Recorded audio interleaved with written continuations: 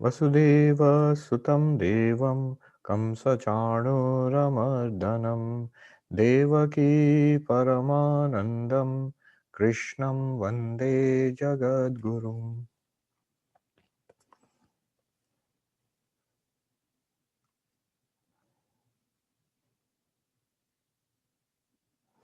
All right.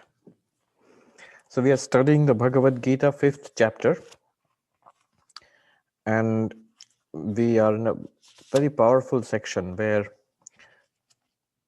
Brahma Jnana, the realization of Brahman, the identity of the individual with Brahman, that is being spoken about, and what it is like to be enlightened.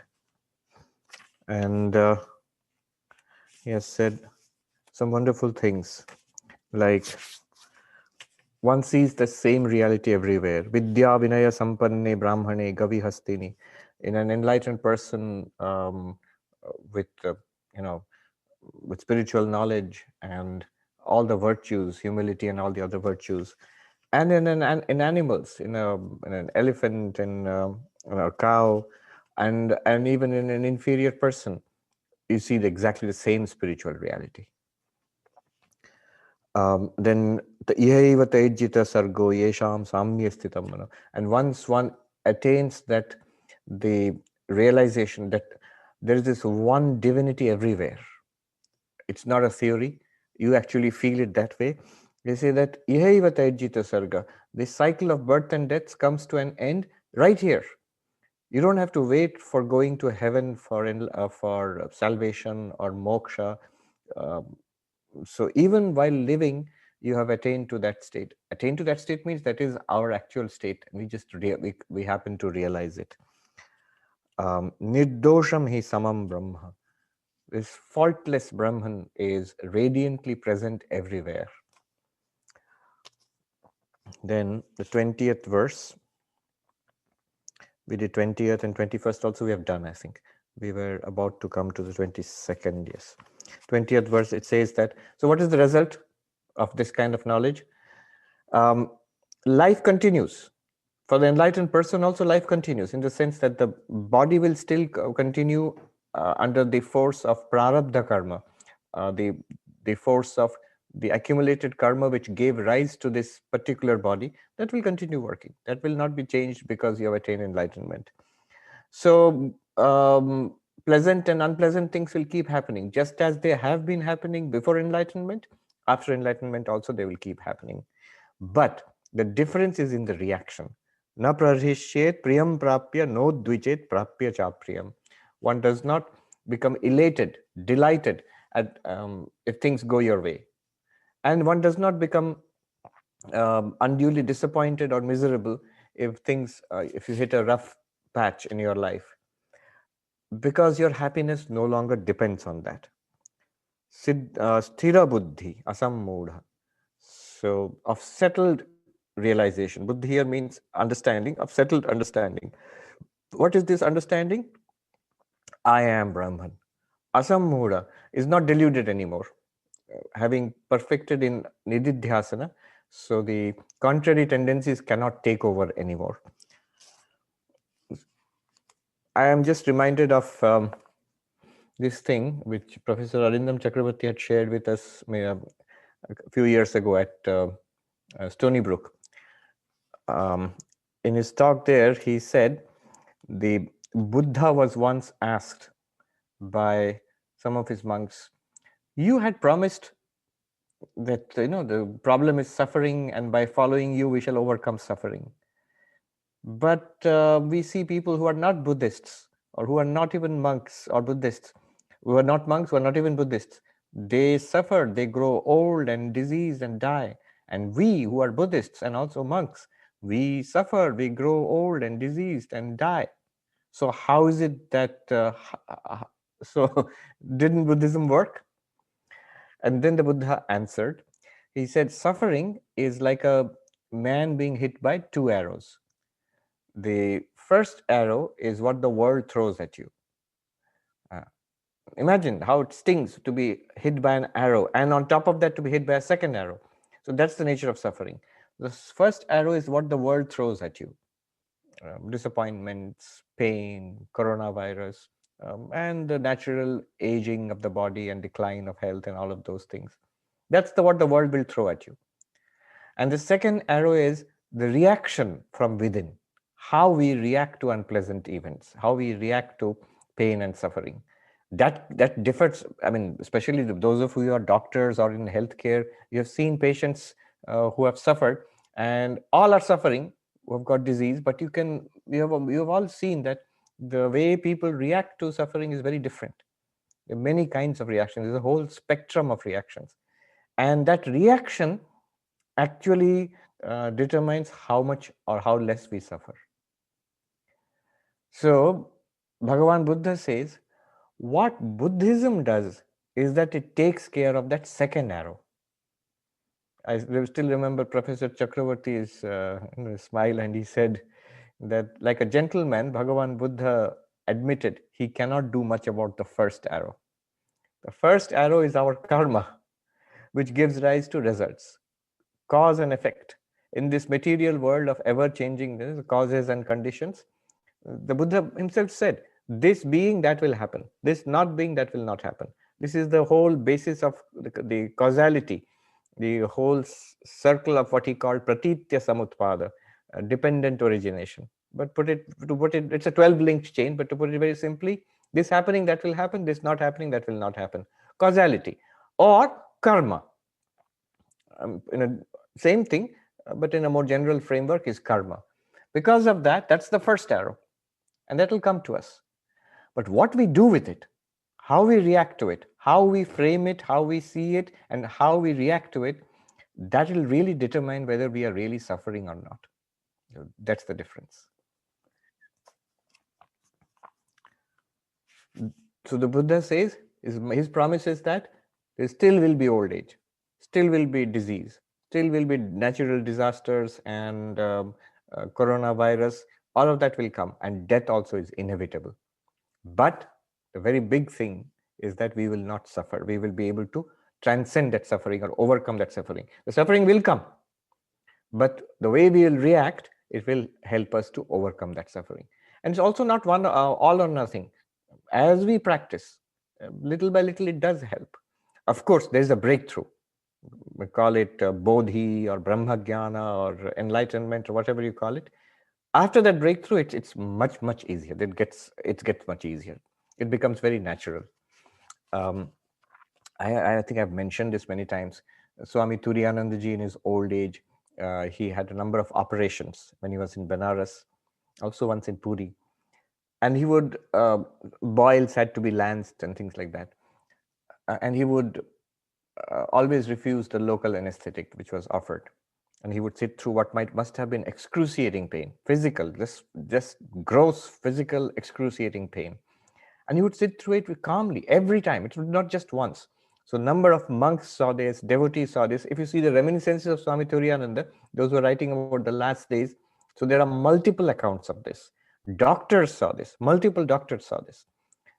And one interesting incident is where when they offered to put an anesthesia, he said no, and they operated on his finger, I think, scraping a wound or something. It was very painful. He sat through it very calmly. The next day, when the doctor came to dress the wound, he opened the bandage and started cleaning it, and immediately the Swami shouted in pain, "Stop, what are you doing?" And the doctor was taken aback. He said, "I'm sure this stings, it hurts, but it's nothing compared to what was going on yesterday. And yesterday you were absolutely calm." And we know what he replied. He said, "You have to tell me first. I'll take my mind away from the body." So I don't know what it means, but you see, this is what he's talking about. The reaction, the two arrows, the operation, the cutting, that is the first arrow. It's a very vivid first arrow, but the reaction is the second arrow. Now, recently I came across another incident with Swami Turiyananda, a similar incident, but this is interesting because the monk who has written this, he asked Swami Turiyananda, "How are you doing this?" He actually asks. And is it that you don't feel it? So taking your mind away from the body can mean different things. It could just mean it's like a meditative anesthesia. You actually do not feel the pain. And it can be done. Yogis can concentrate their mind because we have a limited cognitive bandwidth. The amount of information that we process is limited.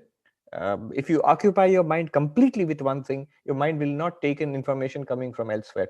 Suppose you concentrate deeply on the heart center and you meditate on your Ishta Devata, whatever meditation you are practicing, your awareness is such that the impulses of pain do not come to the level of your conscious mind. So you actually do not feel pain.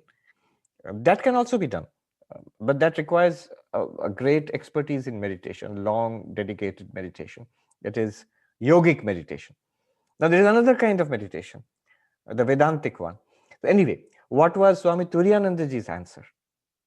You can do it as a bhakta, you can do it as a jnani. A bhakta would actually suffer and go through the suffering, but surrender everything to the Lord, that it is your will, it is true, it's your will. So what if I feel pain? I'll feel pain.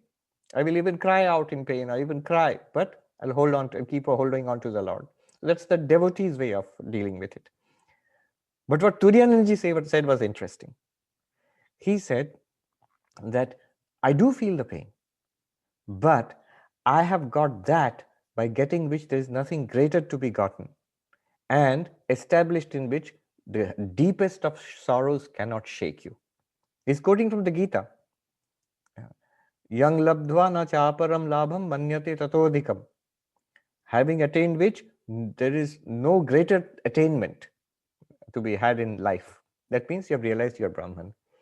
And he says, na duḥkha-yonaya guruna api vichalyate, established in which, being established in which, guruna duḥkha-yonaya, in Sanskrit it means heaviest of sorrows, cannot shake you. So he says that the pain of the operation and all, which I feel, you cannot shake me because I have got that by which I cannot be shaken.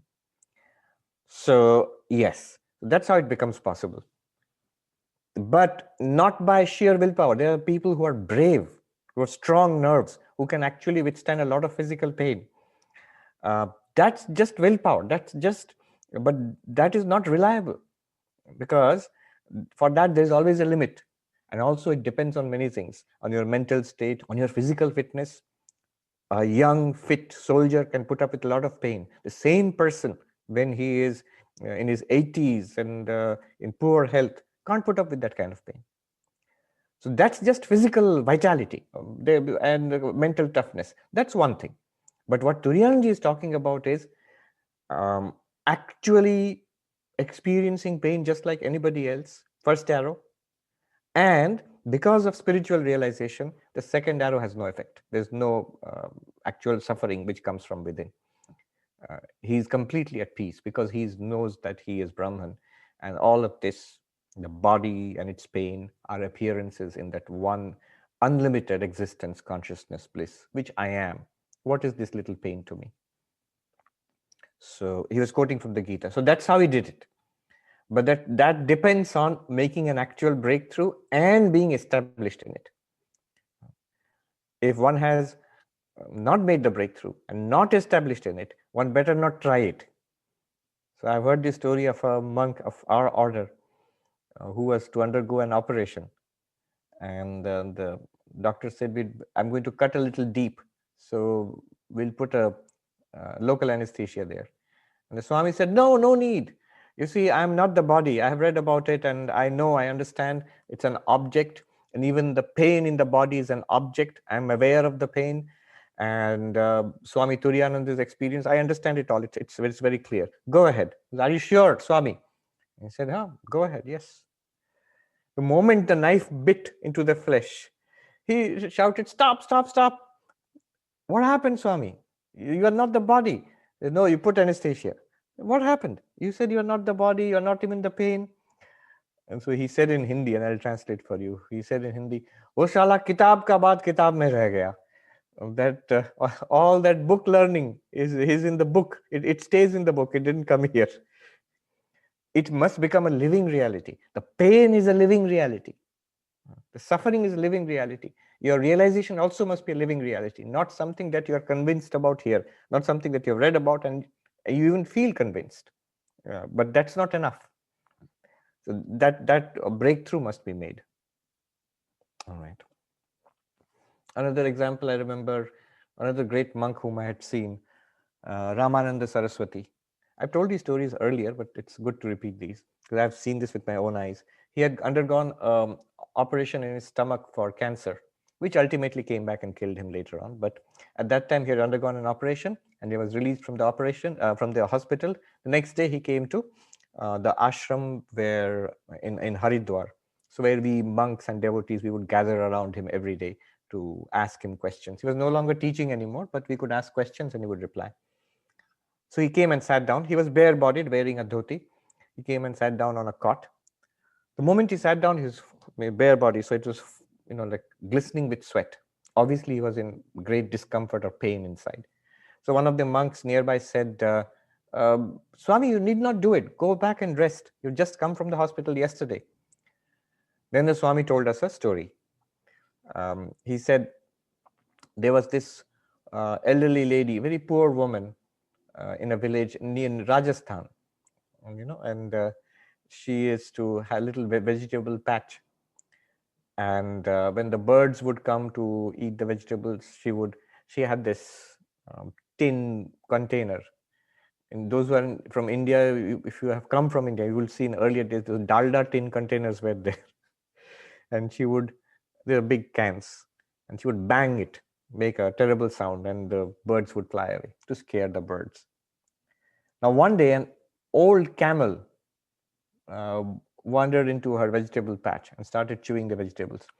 And this lady rushed out and she brought out a tin and a stick and started banging it to drive the camel away. The old camel replied. Of course, it could speak, maybe in Sanskrit, who knows. The camel said, "Oh, you foolish woman, do you think I'm going to be afraid of you banging that little piece of tin? Listen, I was a war camel." So in Rajasthan, in addition to elephants and horses, they used camels for war. Even now, I think the Indian army has a camel corps or something. So I was a war camel, and the big drums used to be played on my back. War drums used to be played. I'm used to that. And you think I'm going to get scared with your little banging a little tin? It does nothing to me. In Hindi, it carries more punch. He said, the camel said, "अरे बुढ़िया, मेरे पीठ पर कितने ही युद्ध के नगाड़े बज चुके हैं और मैं तेरा टीना से डरूंगा." This sort of rustic Hindi, टीना से डरूंगा. Am I going to be scared of your little tin box? And then the Swami said, "I am that reality. On my back, universes are created, they exist and they disappear. Am I going to be afraid of a little stomach pain? No, we will have the class." And so he went on with the class. So that way. So he's clearly feeling the pain, and yet he has got something which enables him to overcome it. But just that caution, footnote, you must get that before you try these things out. Take it out for a spin. Be careful. To some extent, it works. I've seen people who have studied Vedanta, thought about it deeply, and then they try it out, like a drigdrishya viveka, that I am the observer of the pain. In fact, in Upadesha Sahasri, on one of the books of Shankaracharya, the student asks this very question. I understand what you mean, that the body is an object, just like this object, like a pot, the body is an object. Just as I see the pot, I can see the body. I can see it, touch it, smell it. It's an object. It's not me. I am the awareness. But there's a difference between the pot and the body. Students' objection. There's a difference between the pot and the body. If you break the pot, it doesn't hurt me. I'm aware of it, but it's not a problem for me. But if the body is burnt, he uses the example of burnt, it hurts. There's pain. You can't equate that that's an object, this is an object, and so you should be absolutely calm, cool about what happens to the pot and what happens to the body is the same. Then Shankaracharya says, this is an important point here. He says, aha, but that pain, is that not an object too? When you say it pains and it hurts and I am in pain, what have you identified yourself with? Just as you identified yourself with the physical body, you've identified yourself with the subtle body, with the pranic body, with the senses and the mind. And there's a flash of pain. I am in pain. No, you are aware of pain. Being aware of pain, you are not the pain, you are not in pain. You are the observer or the witness of the pain. Therefore, you cannot be in pain. You can reveal the existence of pain in the body, in the nervous system, in the pranic body. But how can consciousness be in pain? It's just the opposite of what we normally think. All right. Now, but this is what all we did last time. Now we move on to 22.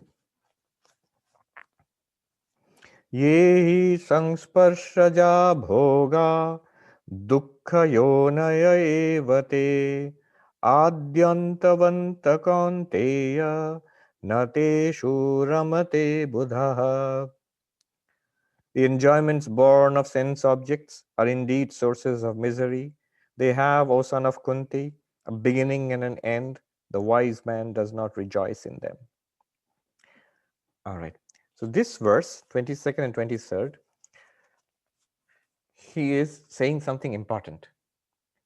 After making the breakthrough, I am Brahman becomes a living reality for me. There is a final point to be kept in mind. The control of the senses. It will come naturally, but still, you have to keep your mind on that.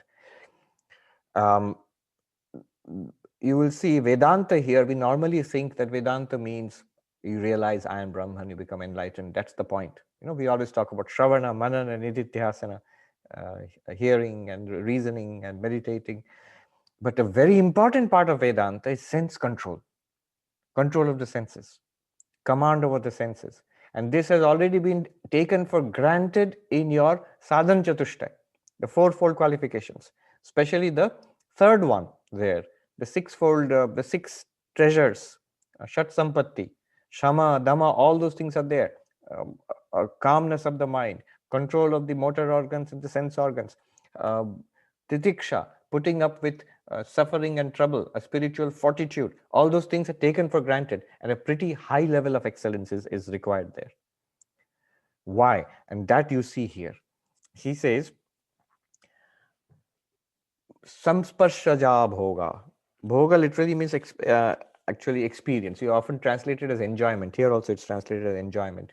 Bhogā literally means experience. Because in Indian languages you see bhogā, suffering is also bhogā. Sukha is bhogā, and duḥkha is also bhogā. Duḥkha bhogā we say. So bhogā, in Bengali, khub bhugche. That means bhogā, he's suffering a lot.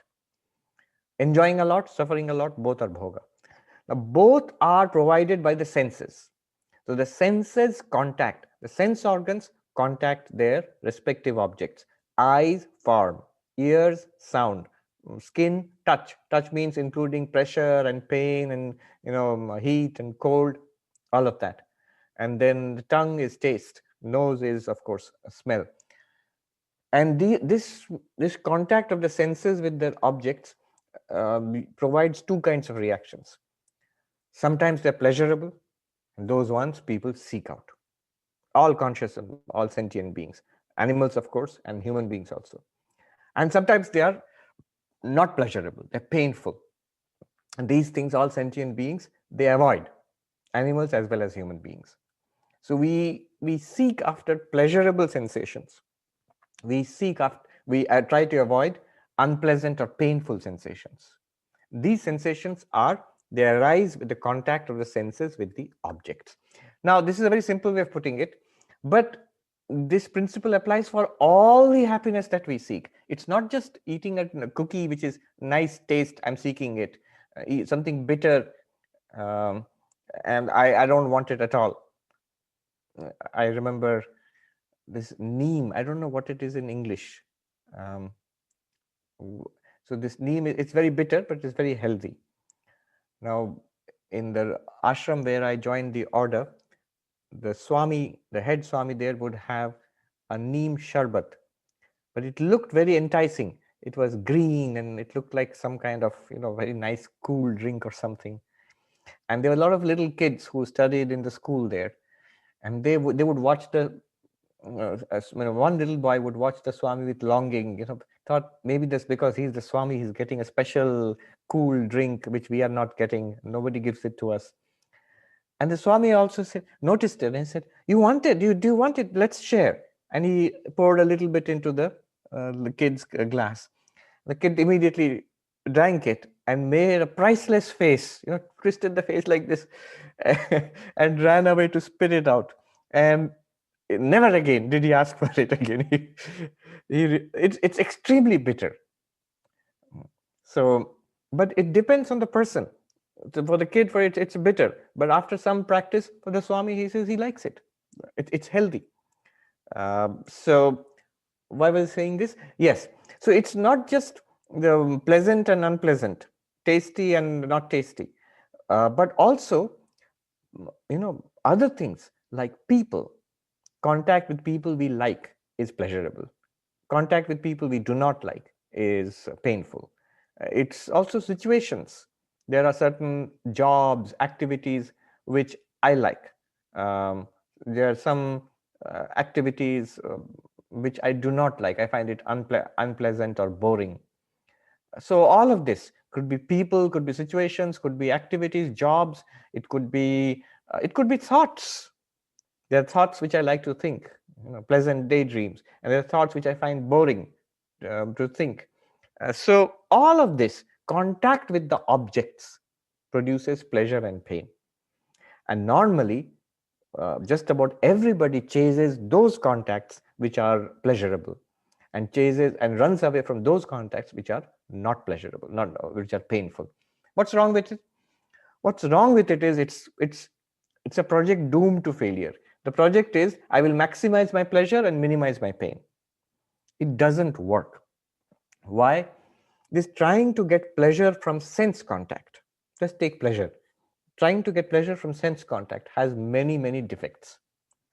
One defect is that you have to accumulate it. You have to accumulate nice food and drink and nice environments and air conditioned, or depending on where you are. In India, you need an air conditioned room. If you're in New York in the cold, you need a proper heating. So all of this you have to accumulate. You say, so what's wrong with that accumulation? But notice how difficult it is. How few people in the world, even today, out of 7 billion people, how many can accumulate enough and consume enough to have even a decent standard of consumption, a decent standard of enjoyment of life? Not many. There are millions or hundreds of millions who are struggling to just accumulate enough food, clothing, shelter, education, comfort in life to pass their days. It's difficult to accumulate. Having accumulated, it's difficult to maintain it. You see, everything is changing. The Buddhists are big on this. Everything is subject to change. The objects which you have worked hard to accumulate, very soon they change. The person who was so young and beautiful at one time is now old and not so appealing anymore. The the gadget which was so shiny and the latest and advertised, after 5 years, it's just old and slow, and the phone is outdated and obsolete. So the objects which you gather, it could be a person, a relationship, a job. People were telling me that all the fancy degrees they've got in the new economy, everything is outdated. By the time you join the job or within some time, whatever you have learned is just outdated. You have to keep learning new things. So whether it's knowledge, it's something as gross as a car or as subtle as knowledge, everything changes and it gets outdated. Not only that, our mind changes. Objects of enjoyment also change. What you have accumulated, our mind changes after enjoying that object, after enjoying whatever you have accumulated, whatever you have gathered around you. Mind changes. People get bored. People get new desires. People do not find it satisfying anymore. Whether it's food and drink, whether it's a job, whether it's a movie or a book or a hobby or a relationship, they're no longer happy in that anymore. So objects change which you have accumulated, and the mind which wanted to enjoy that also has changed. Nachiketa was onto something. The little boy who confronted the god of death. The god of death said, I will give you lots of pleasures in life, which people, even in the other worldly pleasures, which only the gods can enjoy. And Nachiketa got onto the crucial problem, which Krishna says in the Gita. He said to the king, the lord of death, Sarvendriyani jarayanti teja. All these enjoyments you're talking about. Our capacity for enjoyment is limited. It wears down the body and mind. The mind and the senses get worn out by continuous enjoyment. I mean, I am fond of repeating Somerset Maugham's line, where he says, if you pursue pleasure single-mindedly, very soon you find nothing pleasing anymore. I read recently, world record for watching TV. Okay, so people want to watch TV for enjoyment, relaxation. World record for, let's watch TV. And so the world record, one gentleman here in the United States, you have to watch at a stretch. It is very interesting. There are doctors who will take care of you so that you don't collapse. And you can stretch, but your eyes have to be on the screen. You can't look away. And I think maybe they allow bathroom breaks. I'm not very sure. So there's a whole process you have to go through. And you're observed continuously to see whether you are just staring or you're actually listening and you're experiencing the TV. This person watched TV without a break for 94 hours. That's what? Nearly 4 days? So 4 days, yes. Without a break, without sleeping. And so he should be really happy. At the end of it, his conclusion, in fact, the news report, the headline of the news report is, I feel horrible. I feel horrible. And there are doctors there because they know the person can collapse. From what? From enjoyment, from happiness. Not happiness anymore. Any economist can tell you, every bit of consumption reduces what they say, not the total happiness, but the marginal utility. The law of diminishing marginal utility is the first thing that they teach you in the economics class.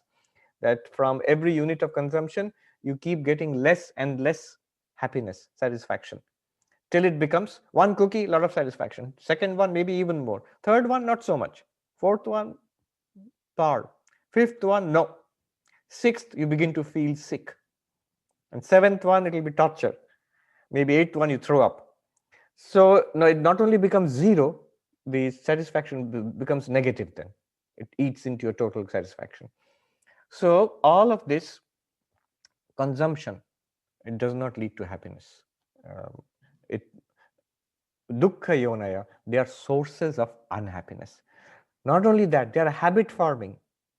It's like drugs, sense pleasures. If you take something and after that, whatever pleasure it is, after some time, that thing will not be enough. You need a bigger dose of it. Better food, better gadgets, better vacations, whatever it is, better cars. It has to be a different variety. So you get habituated to it. So all these are problems of sense enjoyment. So he says, duḥkha-yonaya, they are sources of sorrow. Contact with that is source of sorrow. Then don't have it. Give it up. So that's one way. But the problem is we are caught. This is the frying pan and the fire. Rock and a hard place, they say. So give it up won't work. So there's a story about a dog which has fleas. So when the dog goes out in the sun, the fleas start biting. And it has to run back into the shade. So the fleas will sort of become, I don't know, they become inactive or something. But when it sits down in the shade, it has got a virus in its brain. And the virus starts biting in its own brain. It's agony for the dog. And the dog runs out into the sun. And in the sun, the virus doesn't bite anymore. But the fleas become active. So the poor dog runs back and forth, the shade and the sun. What is that? That's our condition. If you plunge into the world, hoping to get satisfaction, people and money and education and success and activity and all of that, it's troublesome. Troublesome to accumulate, unsatisfactory to enjoy, habit forming. So many problems are there in sense enjoyment. And by sense enjoyment, I don't just mean eating a cookie. It's all kinds of contact with the world. And if you say, I don't like it anymore, I'm going to run away to the Himalayas and lead a simple life of a monk there, and go there, what will happen? So I'll get peace only for the first few days. After that, if the mind is not prepared, what's there? It's just rock and wind and sky and ice and utter loneliness. not solitude. There's a difference between solitude and loneliness. And a person becomes unhappy. I mean, most people don't run up to the Himalayas, but little bit one can see. People say, I just can't stay still. I have to do something. It's minus marks. We are going to deduct marks from you. It's not a good sign at all. I can't stay by myself means I am not happy with myself. If you don't enjoy your company, who else will enjoy your company? Why should others enjoy your company? Why should people like you if you don't like yourself? You can't remain by yourself. I've seen a monk who told me, so I'm perfectly at ease and happy with all people around me, and happier still when nobody's there. I've told you about this monk I met in Gangotri with like children used to come and play with him because he had this long hair and beard. And I said, you're very happy now, but what about the winter months? For 6 months, you don't see a human face. It's just snow and ice and blizzards. And he says, now I'm happy. Ab maje mein hu. And then I'm happier still. Tab aur bhi maje mein rehta hu. How is that possible? Normally, the person is caught trying to enjoy the world, suffering, and no satisfaction. No satisfaction is there. Running away from the world, again suffering. Two different kinds of suffering. People may think that running away, or monks and all, it will be very nice to stay in a cave, in a mountain. No, it doesn't work unless the mind is trained. I met this young man in the mountains in Gangotri. He used to stay in a cave. He worked for an NGO, what it is called, what would be the American thing? A non-profit. He worked for a social cause, a non-profit. And in every organization, there are politics. So he told me that he was disappointed. So this is the problem with idealistic people. So when they want to change the world, they suddenly make up their mind, one fine day, I'm going to change the world. And when they jump in and try to change the world, and the world kicks back, they are stunned. Why isn't the world praising me as its savior? Why are they playing politics with me? Why are they ungrateful? Why don't they allow me to save them? No, it doesn't work that way. Anyway, he got disappointed and he ran away to the mountains, and he wanted to spend his days in meditation in a cave. And he came, and after some time he confided in me. He said he's terribly, terribly unhappy in the cave. He's bored out of his mind, and it's a hard and harsh life. And so he's just stewing there, sitting and stewing there. The Bhagavad Gita says, Mithyasacharasa uchyate. Having given up external activities, yaste manasasmaran, who sits in meditation but thinks about the world. Why Arjuna, when he wanted to give up the battle, it wouldn't have worked. Krishna knew his nature. He's a warrior and a doer. If he had run away from the battlefield of Kurukshetra and gone to the mountains and sat in meditation, you know what would have happened to him? Within a few days, he would, in his deepest meditation, he would think, that Duryodhana, that villain, I wonder what he's doing right now. I should have killed him when I got the chance. That's what will go on. One of our senior monks, Swami Sarvapriyananda, writes to this young man who left the ashram and made a beeline for the Himalayas. He said, I don't like these ashrams and schools and hospitals. I want to sit and meditate and attain samadhi in the mountains. So he wrote a letter, Swami Sarvapriyananda. This was in the 1950s. Do you think I do not know what's going through your mind? You're sitting there in meditation and thinking, my mother and aunts in the village, they must be thinking about me now and thinking, the poor boy, what a spiritual child he was, and how holy and wonderful he is sitting and meditating. And you feel very pleased thinking about that, sitting in the mountaintop. That's what you're thinking, isn't it? And it was actually, the young man got such a shock. I think he came back to the ashram. No, it doesn't work that way. Then what will work? If jumping into the world will not give you satisfaction, if running away from the world will not give you satisfaction, then what will work?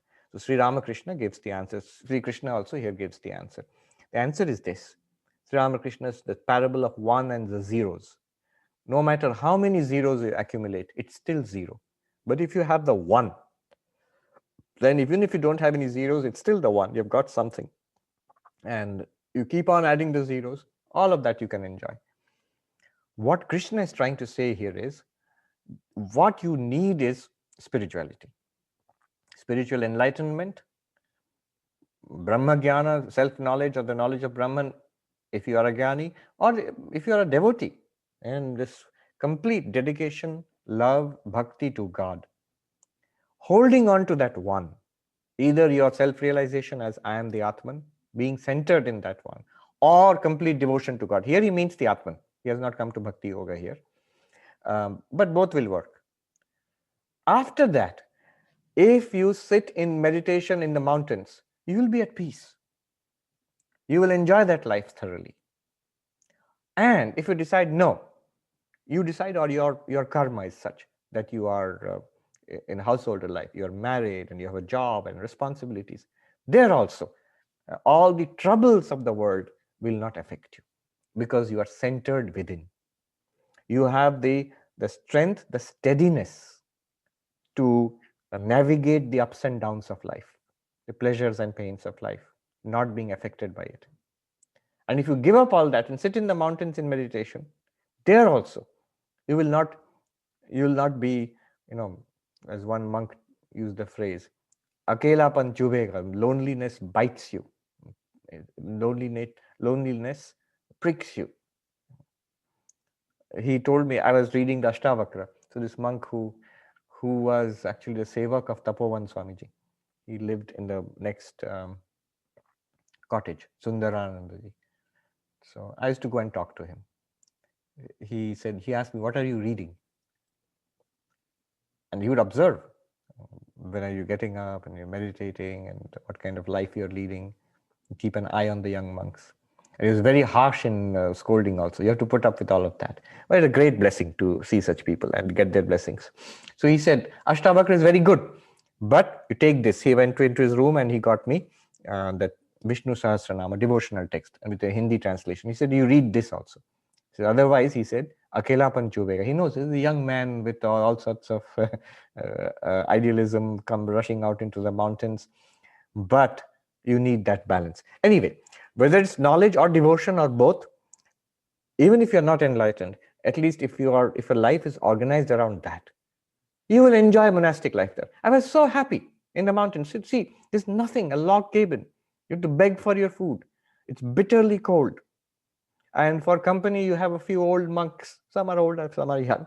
That's it. And a mountain wolf next door. That's your company. And you're very happy, full of joy. Because if you are centered in some kind of spiritual practice, your whole project is spirituality, nothing else.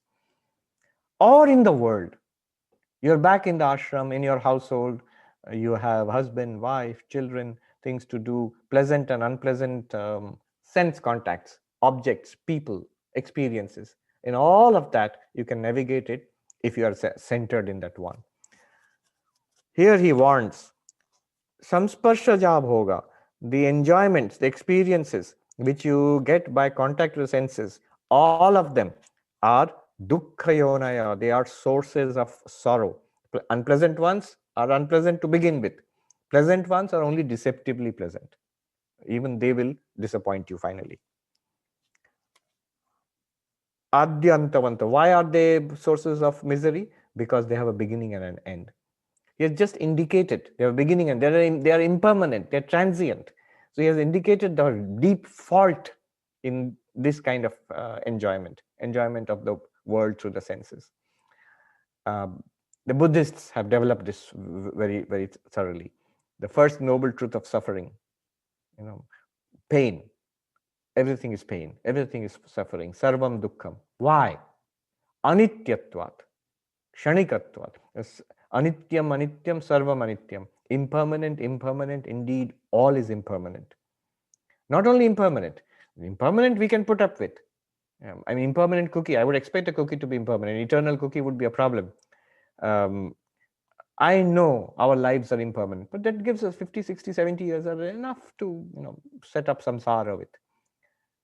So the impermanence is not a problem, but Buddha says that impermanence is a problem because it's kshanikam, momentary, moment to moment. And ultimately he says shunyam shunyam sarvam shunyam. Empty, empty. Void, void, all is void. Impermanent, impermanent, all is impermanent. Momentary, momentary, all is momentary. Void, void, all is void. Therefore, dukkhaṃ, dukkhaṃ, sarvam dukkhaṃ. It follows from that. Things are suffering. But things are suffering, Krishna points out here, only if your whole philosophy is, whole worldview is, I will try to get happiness from these things. This is what Krishna warns against. Na teṣhu ramate budhaḥ. The wise do not dwell on them, do not, ramate here means wallow in them. Like pigs wallow in mud, the wise do not wallow in sense enjoyments. That does not mean you'll throw away a cookie if somebody offers it to you. Some monks are like that, they'll throw it away, make a big show of throwing it away also. But you have to do that. But your happiness does not depend on it. Happiness does not depend on it. You're not looking for it. You're happy with the cookie if somebody gives you, and you're happy with a dry chapati and roti if somebody gives you that. That's also fine. What else did I want to say about this? Yes. So, centered in God, centered in self-knowledge, both are fine, whether it's in the world or in sitting in a mountain cave. Then you're not like the dog which runs into the shade and then runs back into the sunlight, again runs back, and you are cured of the fleas and the virus in the brain. Okay. Then next one, 23rd. śhaknotīhaiva soḍhuṁ prāk śharīra-vimokṣhaṇāt kāma-krodhodbhavaṁ vegaṁ sa yuktaḥ sa sukhī naraḥ. He who is able to withstand the urges arising from passion and anger in this very life before the fall of the body is a poised and happy man. Poised and happy here is jivan mukta. You will enjoy the bliss of jivan mukti if you can manage the ups and downs which will come to you. How will you manage it? On the basis of your realization. This is what Swami Vivekananda says, is a very profound definition of religion. Manifestation of the divinity already within us. Not just knowing it, not just experiencing it, but living it.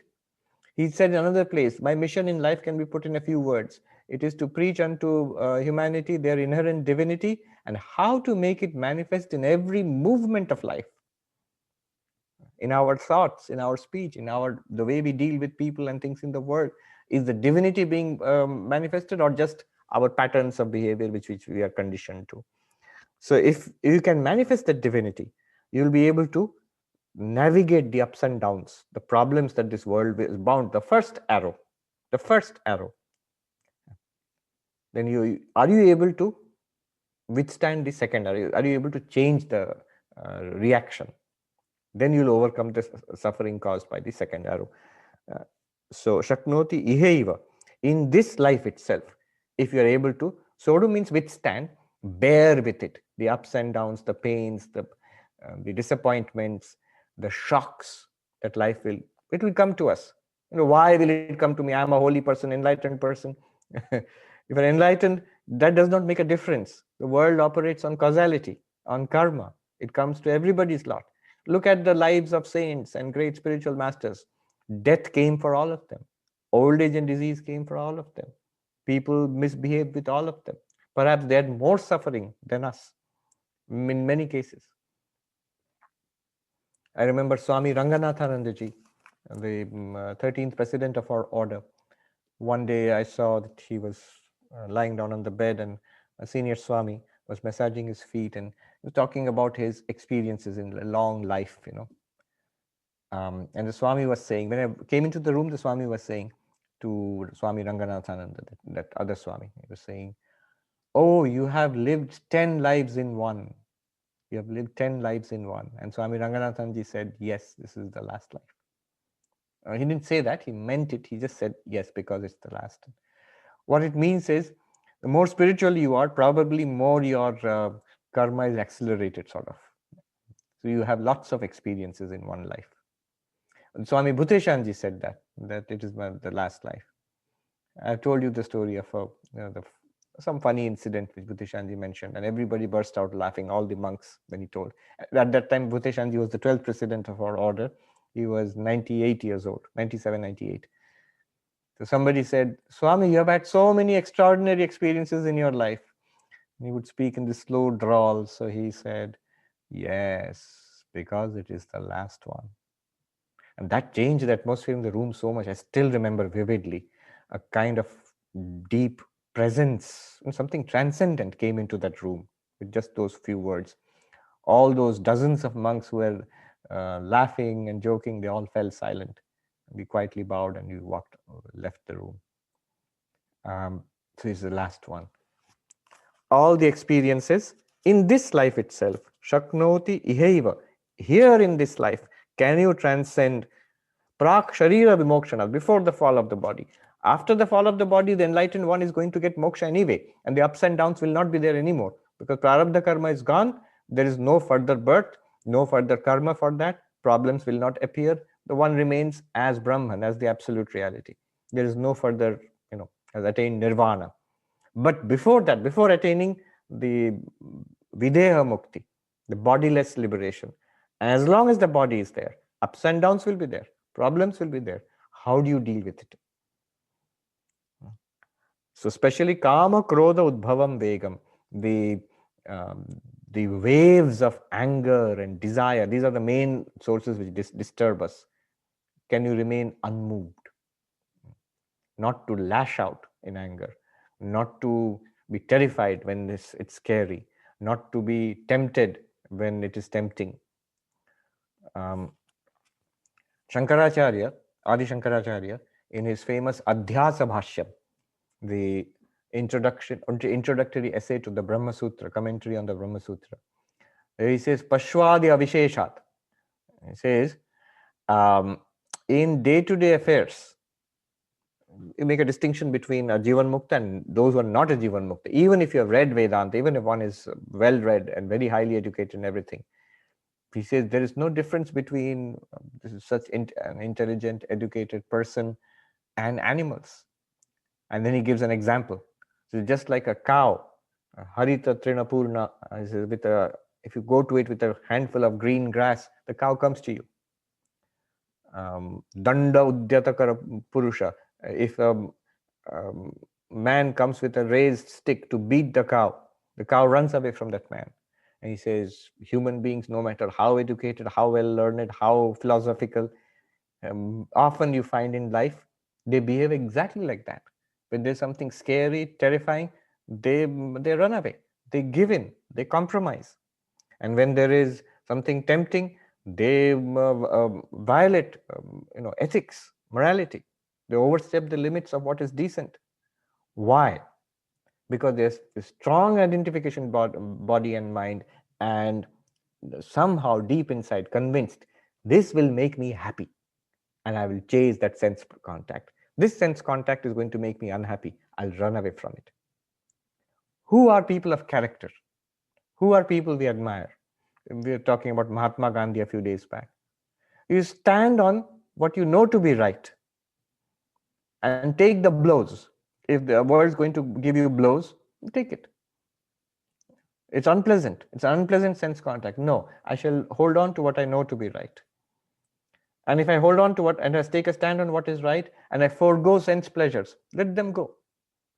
I'm not chasing temptation. I'm not running away from terror. So I'm not chasing the handful of green grass, and I'm not running away from the man who's coming to beat me with a stick. That would be an enlightened cow. So this is an enlightened person, will not be moved. It's so interesting that the Swami I mentioned, who told the story about the camel and was, gave a class in the midst of terrible stomach pain after the operation. One day in a question answer, where all these subjects being discussed were spiritual life, especially Vedanta, mostly philosophical, and about spiritual life. Somebody asked what seemed to be irrelevant, not quite directly related to what was being discussed. One gentleman asked a question, Swami, what is true education? And others became, we felt a little restless. What sort of question is this? This is a general question. This is not related to Vedanta or spiritual. What's true education? And Swami immediately replied with this thing, what I just quoted from the Adhyasa Bhashya. So I thought that, so he has got replies for everything from the commentaries of Shankaracharya. Shankaracharya says in the Adhyasa Bhashya, it is when a person, no matter how many degrees and how many books a person has read, if you run away from terror and if you run towards temptation and overstep morality, ethics, you let go of the ideals of your life, then the person is not educated. What is education? True education is what you have learned, what you have understood, the intellect has told you it is true and good. You will hold on to it in spite of unpleasant circumstances, in spite of terror, in spite of temptation. That's true education. So that really, I thought that what we think is philosophy and Advaita and at the most, something to be practiced in spiritual life, and he connects it immediately to education. And that's true. And that's the way to understand things. Okay.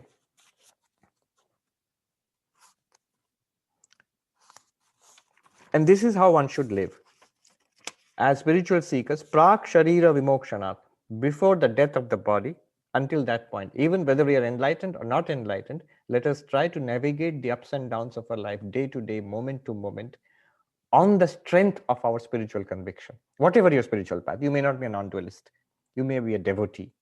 On the strength of your devotion to God, faith on God, you may be a meditator, you may be all of these, a jnani, a devotee, a meditator, a worker for the welfare of the world. On the basis of all of these, can we face the pleasant and the unpleasant in life and remain steady?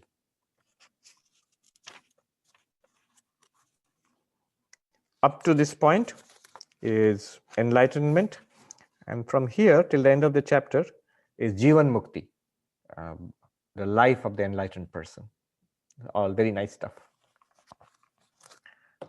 All right, let's see the comments.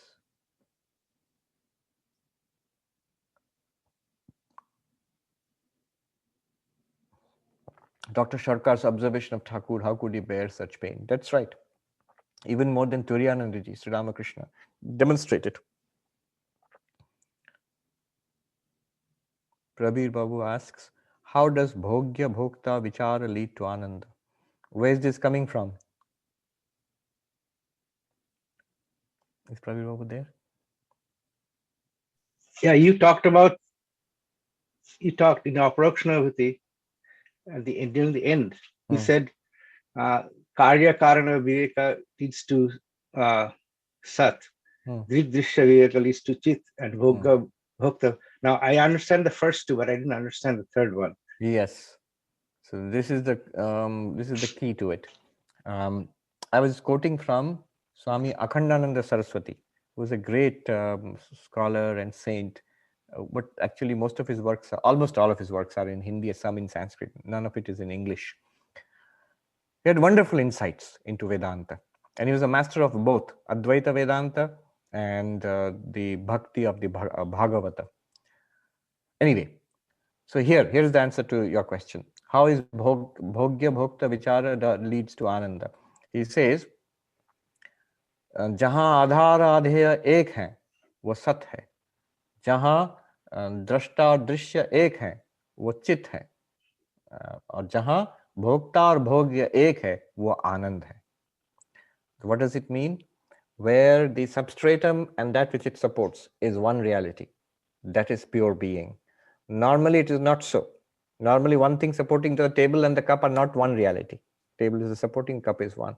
But existence itself, whatever the object, it is one existence everywhere. So the existence is not something different from the things which exist, or the things which exist are not something different from the existence itself. When you think about it that way, you understand what Sat is.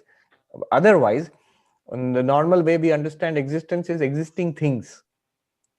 Tables, chairs, pots and pans and stars and quarks and quasars. These are existing things. That's how we understand existence. That's not what Sat, pure being, means. It is the existence itself. Then drashta drishya ek hai, wo chit hai. So normally the knower and the known are two different things in our day-to-day activities. I am the knower, there is a known thing, and there is knowledge of that. The triputi, pramata, prameya, and pramana, and the prama, the knowledge generated by the prama, by the process of knowledge. But when what you the consciousness, what you observe, that what you observe is not different from you. It's the underlying reality, that consciousness is the underlying reality of the knower and the known. That is chit. And bhokta and bhogya, when it is one means, normally we think this kind of sense enjoyment, for example, which Sri Krishna is condemning here, duḥkha-yonaya, the source of sorrow. Senses contact an object, a tongue contacts taste and gives a burst of pleasure. That's what we understand as pleasure. He says no, where the senses, the enjoying person and what you enjoy, they are one reality. So there is no limitation there. There is this unlimitedness. That is ananda. This you will understand if you see ananda mimamsa, where different kinds of ananda are explained. This sense object ananda, then this is called vishaya ananda. Then there is something called bhajana ananda, the ananda of giving up this and pursuing spirituality. And then finally brahmananda. So that brahmananda is what is meant by bhokta bhogya vichara. So if you say, what is this bhokta bhogya vichara? You go to Ananda Mimamsa. Actually, what is done there? Ananda Mimamsa, you find in Taittiriya Upanishad, 2nd chapter, Brahmananda Valli, last part. Neem in English is Indian lilac. Is that some? Oh, everybody calls it neem, that's why, yes. Margosa, yes.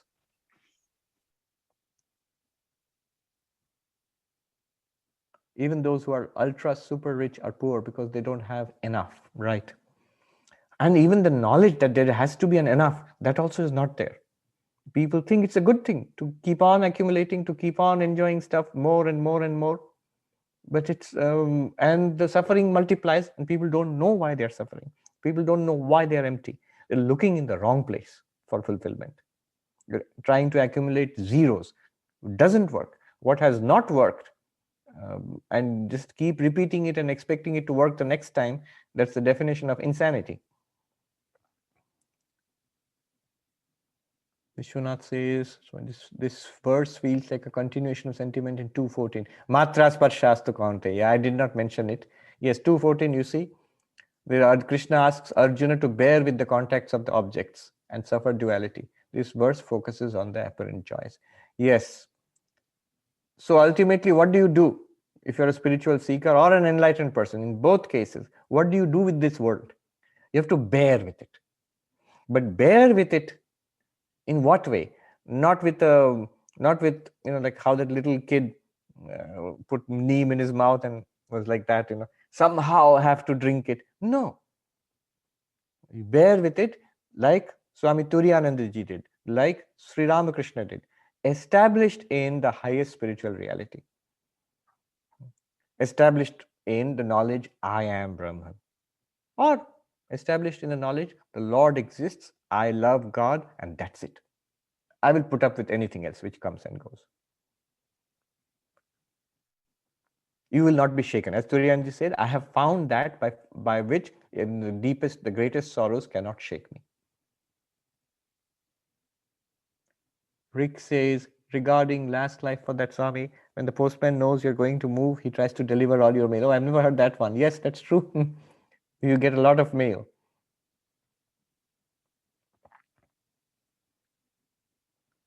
Bill says, in 23, the implication seems to be that there will be passion and anger, but they can be withstood. Yes. Not that there will be a person who is enlightened will get bursts of anger and passion like others, but all the movements of the mind, you can manage them. They can come and go. You're completely serene. You're not moved by that. Already by that time, this person has a very purified mind.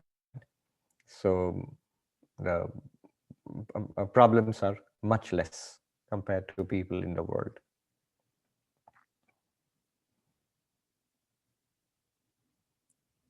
I mean, in that case, could we do that? That let there be anger and negativity and depression in my mind. Let me just quickly get God realization and I can manage all of that. But you can't. If there are very strong negativities in the mind, strong problems in the mind, they have to be attenuated, thinned out first before one can move ahead in spiritual life. So a lot of the work has already been done for this person, for the advanced spiritual seeker, let's say. Alpana is asking, what is the difference between jnana and vijnana? That is for a later class. All right. Om Shanti Shanti Shanti Harihi Om Tat Sat Shri Ramakrishna Arpanamastu.